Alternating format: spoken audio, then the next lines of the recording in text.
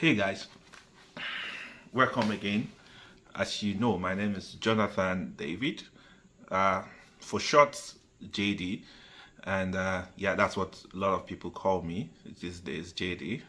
I'm a business consultant, I'm a coach, and I've spent the last 10 years working on my businesses.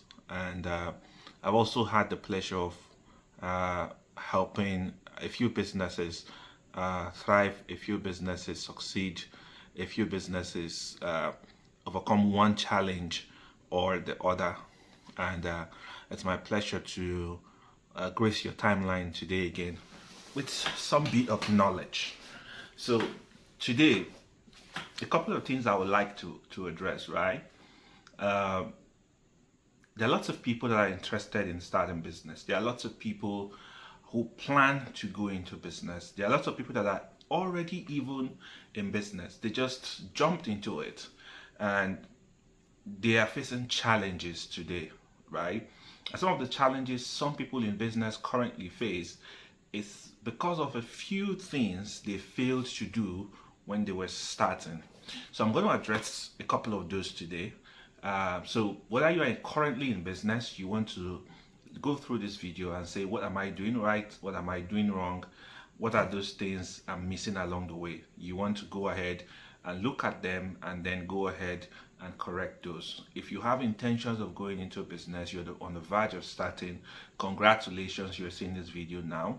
It means there are a couple of things that you need to look at your checklist and say, oh, I think I've not done this. Oh, I think I've not done that.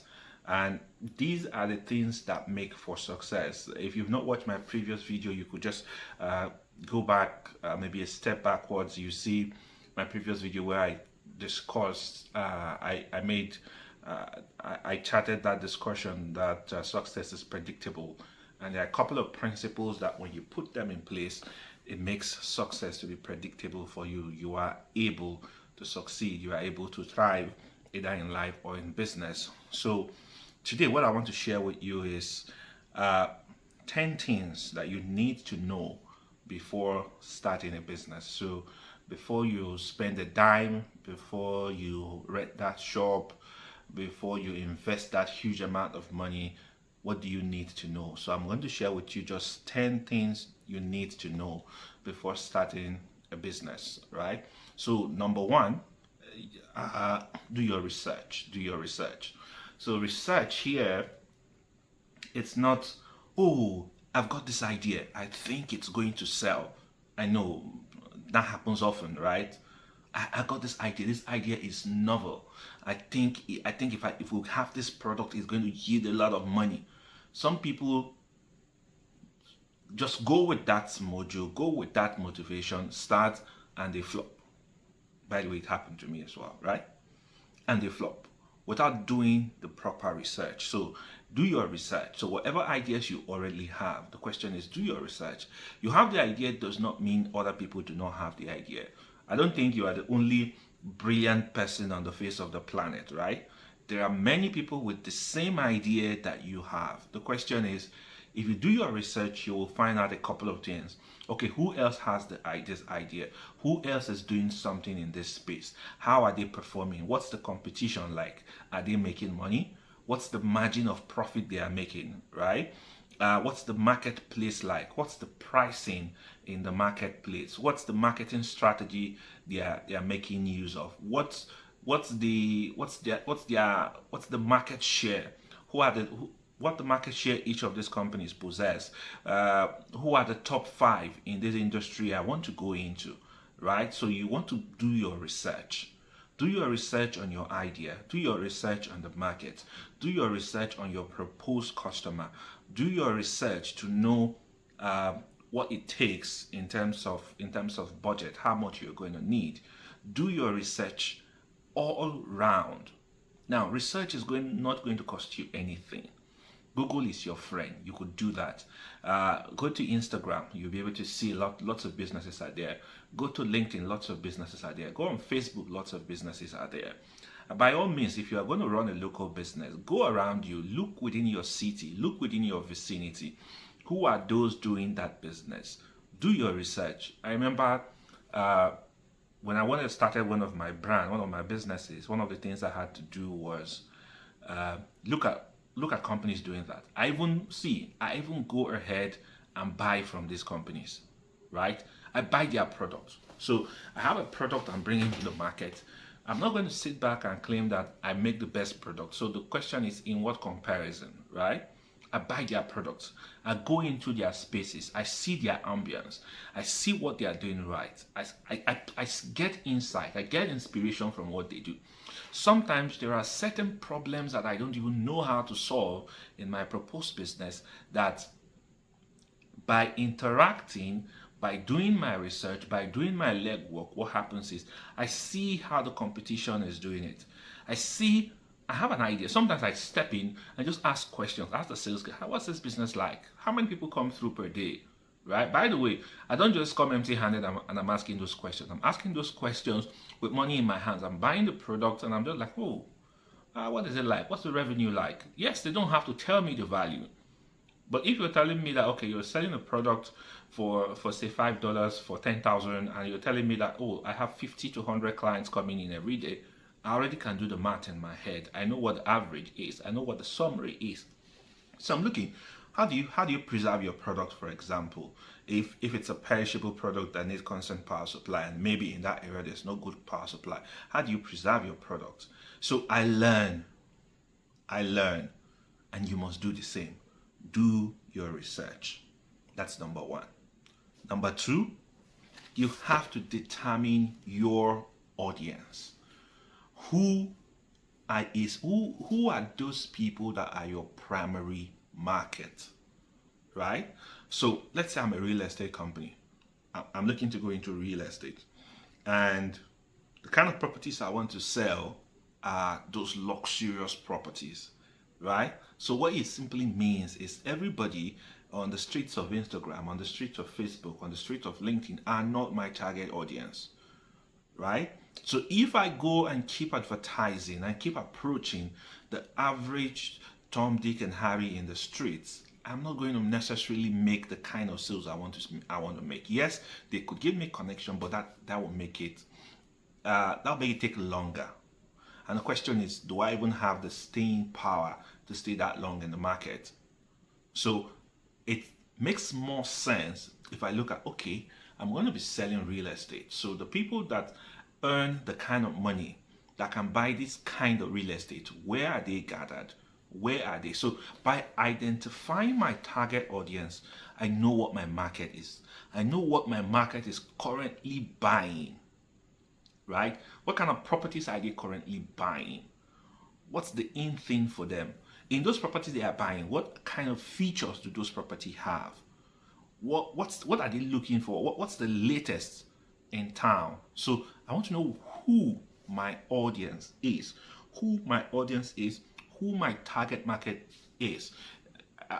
My predominantly is depending on what I sell. So if I sell footwear, let's say I make male footwear, the question is I have to determine who the audience is. Is it the men or is it the women, right? Is it the men because the men get to buy from them for themselves, or for some men they hardly shop, so it's their wife that buys stuff for them. So do I target the women? So what kind of women do I target? Do I just go and target everybody that is female, right? So those are some of the things to look out for, right? So number two, determine who your audience is, right? Number three, have a strong mission. So if I go back to scriptures, I'm a Christian, so I like to from time to time draw inspiration from there. If I go back to scripture, you see the scripture says that where there is no vision, right? Where there's no vision, the people perish.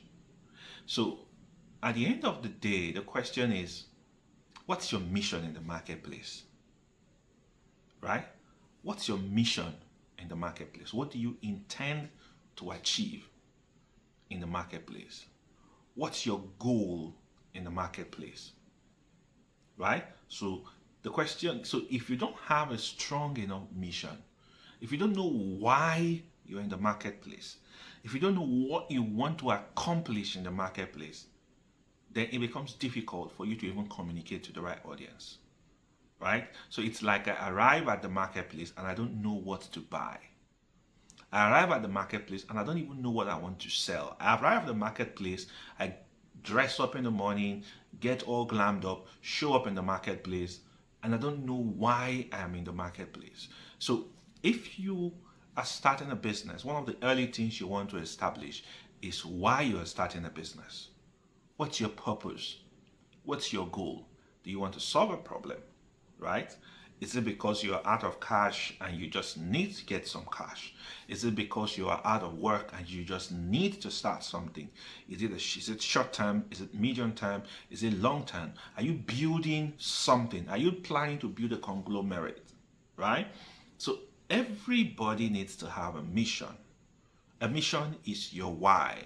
So if you don't have a good enough mission and you don't have a good enough vision, what happens is when the obstacles show up, you're going to capitulate, you're going to pack up and leave.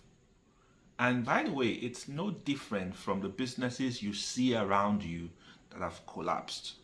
Because when the waves come, right, and you are not sure why you're in that marketplace, then the chances are you would not stand. What would happen is you're going to just pack up and go. Now, I'm not saying that there are no other reasons why businesses pack up, right? It's possible that you started a great business, but all of a sudden you find out that this business used to be profitable, but right now it's no longer profitable, right? Or innovation has come. Other things have the marketplace has changed, the dynamics in the market has changed, and this business is no longer viable. So it's okay sometimes to be able to pivot and move on to something else, right? I have personally done that, right? In one of my business, it was profitable when I started. It was good when I started. So because that business was profitable, what did I do? I decided to expand it, to scale it, right? So while I was scaling, what happens is all of a sudden, at the time I was putting resources into scaling, I find out that lots of people now entered into that market. So there was like a flood of new entrants into the marketplace. But I was already scaling because I was scaling to meet demand. I was not scaling only just because I wanted to scale. I had demands that I could not meet in the marketplace. So I was scaling to make sure that I meet up those demands. But all of a sudden, there was a flood of new entrants. And this flood of new entrants, part of their strategy was lower pricing. They were doing all kinds of things just to get some bit of market share. So at some point, what happened in the market? Bad pricing in the market. The business became unprofitable, right? There was no profit coming in. We were actually instead making losses at a time when we just scaled the business. So we're making losses.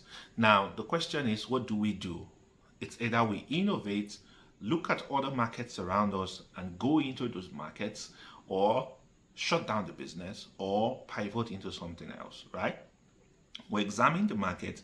There were other opportunities around. And one of the things we decided to do was instead we decided to pivot, right? So what we did by pivoting is we said, okay, instead of depending on the public to create demand for our services, what we did is typically what is called in business backward integration. We went into an area where we can generate our demand. So we looked at a larger market that we can play in, but by being in this market, what we'll be doing is we would naturally, by our activities, be generating demand for our other business. So we would no longer need to depend on the public to provide to demand our services for us to make profit. So naturally, it's now become one business supporting the other business. So at the end of the day, one arm of the business basically supporting the other, right? So that might happen. That might be the case for you. So the question is, our why in the market remained. The only difference is we found a different kind of expression for our why. And by finding that different kind of expression, what does it help us do? It helps us stay in business. It helps us stay profitable, right? Then number 4, choose the kind of structure you want to use, right? So how do you want to structure your business? I know, maybe you just started a business alone. You're telling me, JD, I don't think what is structure? It's only me now. I don't need an assistant. I don't need any staff. I'll do everything by myself. Even if you're going to do everything yourself, draw a structure of how that business will run, right? Formalize it. Have an organogram. Have the boxes there. Even if you're going to fill all the boxes with your name, you are the CEO, have it. If you know the way you want to run is to have a CEO, then have a COO, put the box there. Have an executive assistant, put the box there. Have somebody to be managing socials, put the box there. Have a sales team, put the box there. For now, maybe because you're starting alone, put your name in all the boxes if you wish. But what happens is, because you've created the structure, as the business grows, right, and opportunities come, what happens is you know that you will not be able to carry all those responsibilities alone. And because you cannot carry responsibilities alone, you now have to start filling those boxes. So when it's time to recruit, you are not in confusion about who to recruit. You are not in confusion about the position. What you simply do is box, okay, right now I don't think I can be executing. I don't think I can be the one doing the job and also managing social media and sales. So you know naturally the box for social media and sales has to go. So what do? Now the business is making some money, you resource that position. So you have structure from the get-go. Now note that all these things I'm telling you is not going to cost you any money. Some people think to start a business you need to have a ton of money. Yes, you require some finance, but you don't need a ton of money, right? You don't need a ton of money to get it right. You don't need a ton of money to get it right. So, number 5, map your finances, right? Know where money needs to go to. So what I don't advocate typically for most people is, some people think before you can start a business, let's say you have a 9-to-5, is that you have to quit your 9-to-5. No. Right? I started my first business almost 10 years ago. I didn't need to quit my job. Okay? I did not need to quit my job. Okay? Because the job is not something I hate.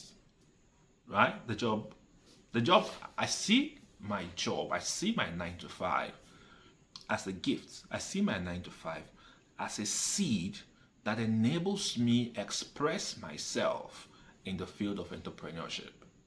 So the funds I used to start the business, they didn't fall from the sky.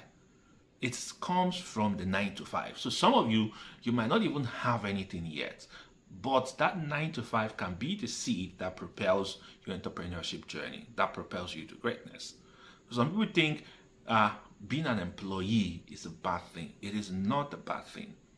To be frank, I think you could have the best of both worlds, really, if you ask me. So map your finance, right? As you want to start, you have the ideas, you know what you want to do, map your financing, know, okay, what do I need to start? How am I going to generate the funds? What funds will be needed for legal services? What funds will be needed for equipment? What funds will be needed for marketing? What funds will be needed for salaries? Map it, right? Map it. Map your funds. Then the next one you want to look at is understand the risk. Every business comes with risk, right? There are some people that there's a new business idea in town. Oh, this is what is making money now. They jump into it. So my simple philosophy is this: there are 1,000, 1,000,000, 1,000,000,000 ways to make money, but in reality, I don't have to go after all of them. I have a personality. I have a purpose. I have a calling. I know what I'm meant to do, right? Because I know myself, I know the expressions of myself in different areas. I know how I can impact my world. I know how I can impact my society. I know the kind of solutions I can bring. So what do? I tailor my efforts accordingly. I don't have to do what everyone is doing. I tailor my efforts to where I make the most impact, right? So one of my gifts is I'm a good teacher. I naturally I flow in when it comes to teaching, right? The question is, so in that expression of teaching, do I have to teach math and English and sciences? No. The question is, what do I get to teach? What am I passionate? I'm passionate about people. I'm passionate about helping people. I'm passionate about seeing people succeed, right? I'm passionate about creating solutions. I'm passionate about solving problems. I'm logical like that. My mind spins on ideas.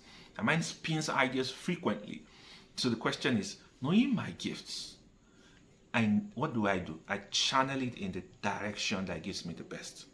So whatever ideas you have, whatever business you want to go into, what do you do? Know the risk. Take your time.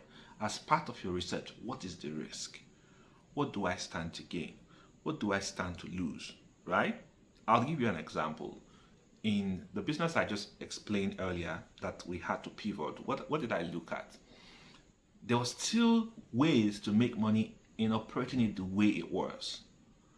But I noticed that the operational burden of that business was high and the returns was pretty low. Like the returns are very low, right? So for me, putting the effort to make it work was not worth my time. At it simple. The effort to make it work was not worth my time. The operational risks were too high. I'm not a fan of businesses with too many moving parts, right? So if I have to run a business that has a lot of moving parts, I don't have to run it, right? I would prefer to hire the experts in those areas to run it. That's why in typical businesses, there's a CEO and there's a COO, right? The strict CEO sits at the strategic level. The COO deals with operations, right? So I want to run a business, for example, that's going to hire 1,000 people. No, there's no way I'm going to run it, right?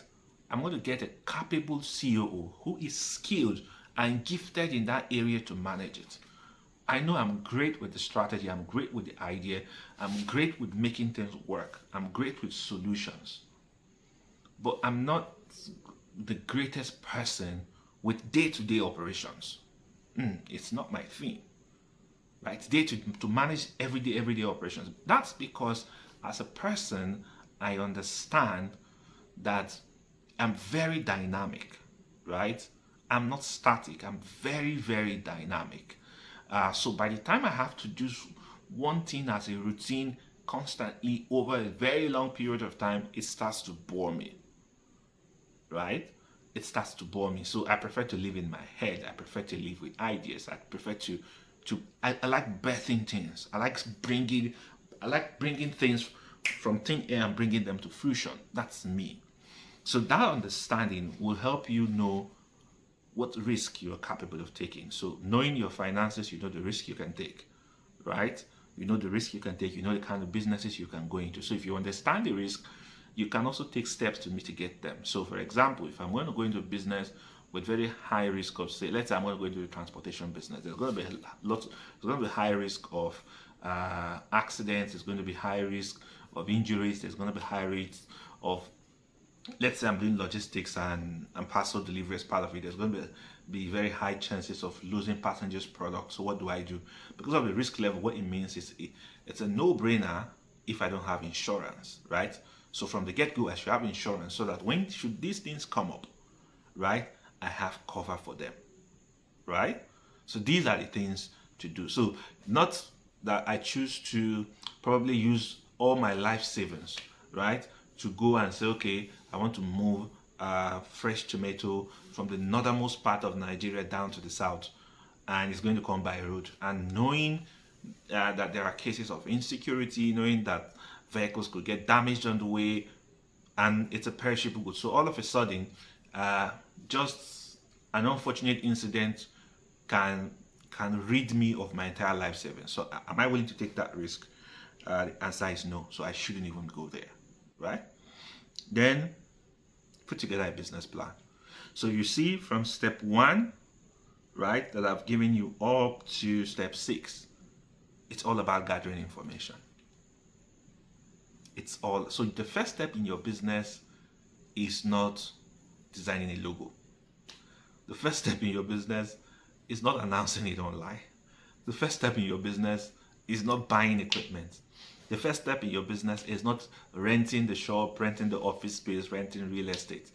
The first step in your business is not marketing. The first step in your business is not sale. The first step in your business, or the first steps, not even step, the first steps in your business is gathering information. And that's very, very key for you. So step 7, put together a business plan, right? In that business plan, you're going to have there stated your vision, your mission, and in that plan, you're going to have your marketing plan, your sales plan, right? You're going to have everything in there. Your budgeting will be there, step by step. Recruiting will be there, the positions you need to recruit for, how much you're going to pay for each position, your recruiting strategy, all of it would be there, right? So you put together a business plan. And by the way, business plans are not so difficult to write, okay? Typically, you can start with the right headings, start with a simple one-pager, and from the one-pager, you can actually develop it into a full document. So you don't need a 30-page business plan. There are many people that have great business plans that are never executed. It's better to have a 1-page or a 2-page or a 3-page document that you execute than having a 30-pager that you do not execute on. Does not make sense, by the way. So put together a business plan. And number 8, launch at the right time. So timing is very, very important, right? So you could put together all this information and all of a sudden you find out that the economy is going into depression, the economy is going into recession. Might that be in the area you're looking at? That might not be a great time to launch, right? So I'll give you an example. A couple of years ago, I was launching one of my consultancy businesses, and we were excited, we were ready, we wanted to go, we wanted to achieve it, and myself and the team put in so much effort. But unfortunately, that was the same period the Nigerian economy went into recession. So our efforts on a normal day would have yielded massive results, but it did not. Why? The economy was in recession. There was no money in circulation, or little to no money in circulation.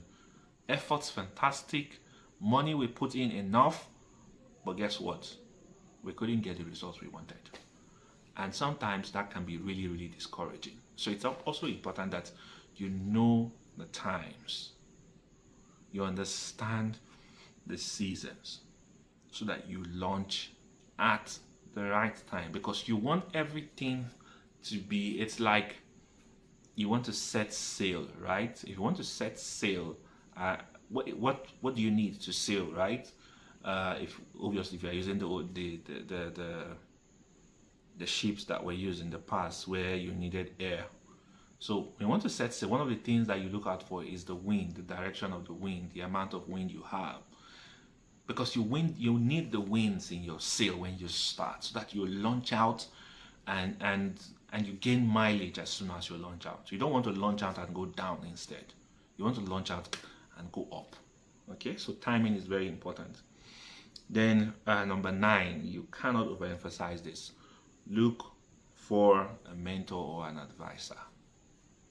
What does a mentor do for you? I see mentors as short circuits, right? I see mentors as short circuits. So I'll give you an example. When I launched my first business,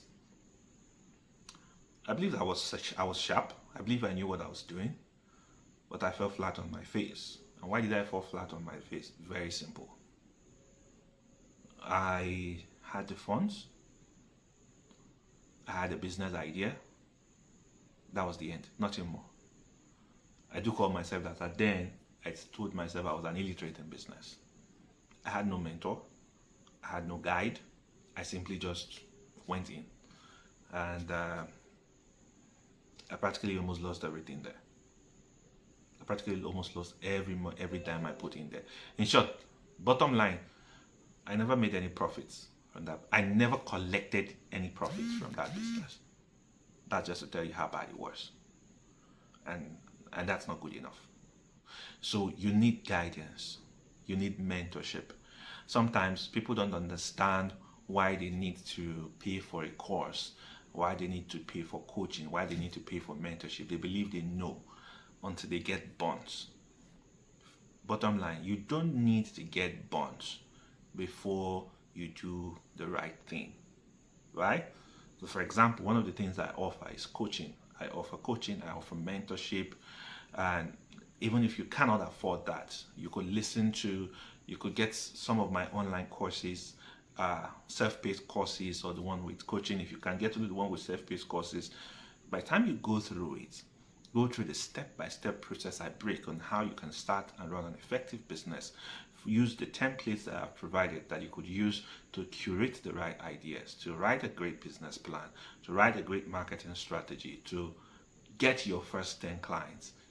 It's a head start, right? What a mentor can tell you in an hour, right? You might be in business for 2 years and never learn it.